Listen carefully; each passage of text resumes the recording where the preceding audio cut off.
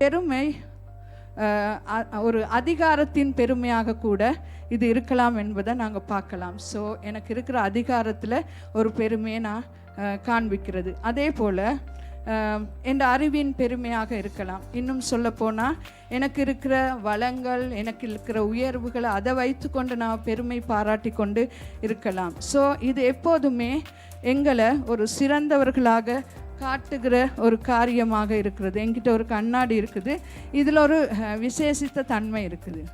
ஒரு பக்கம் நீங்கள் திருப்பி பார்த்தீங்கன்னா அது சாதாரணமாக காட்டுது. அடுத்த பக்கம் பார்த்தீங்கன்னா என்னைய பெருசாக காட்டுது. சரியா?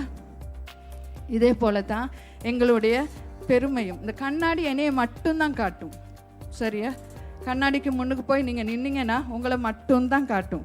அதே போல் பெருமை உள்ள மனிதர்கள் அதாவது தன்னுடைய வெற்றி, தன்னுடைய ஆற்றல், தன்னுடைய திராணி எல்லாவற்றையும் உயர்த்தி அவங்க அந்த மகிமையை உயர்த்தி அவங்க அதை உயர்த்தி கொள்றதை காட்டக்கூடியதாக இருக்கிறது. ஸோ இது என்னை மட்டும் காட்டுது. அதே நேரத்தில் நான் ஒரு உயர்ந்த இடத்துலேருந்து கீழே மற்றவங்களை பார்க்குறத ஒரு அடையாளமாக இருக்கிறது. ஸோ எப்போதுமே பெருமை என்னை உயர்த்தி காட்டும், மற்றவங்களை எப்போதுமே தாழ்த்தி காட்டும்.